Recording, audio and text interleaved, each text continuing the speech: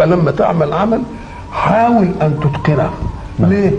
لان ان كان العمل لك يبقى انت بتعمل لنفسك، وان كان العمل عائد على غيرك يبقى انت بتشيع خيرك على الناس. الله. مش بتبعزع شرك على الناس. نعم. بتشير خيرك.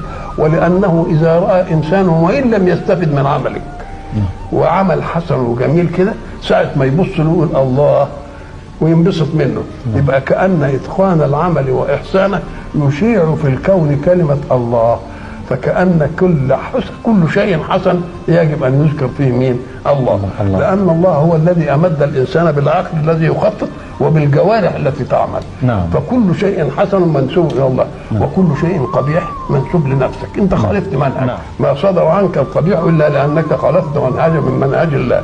ولو كنت ما خالفتش كانت كل حاجة تبقى إيه؟ تبقى كل حاجة جميلة. نعم. فلما تعمل عمل حاول أن تتقنه. نعم. ليه؟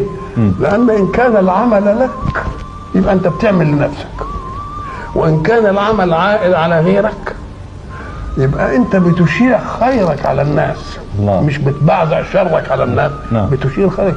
ولأنه إذا رأى إنسان وإن لم يستفد من عملك وعمل حسن وجميل كده، ساعة ما يبص له يقول الله وينبسط منه.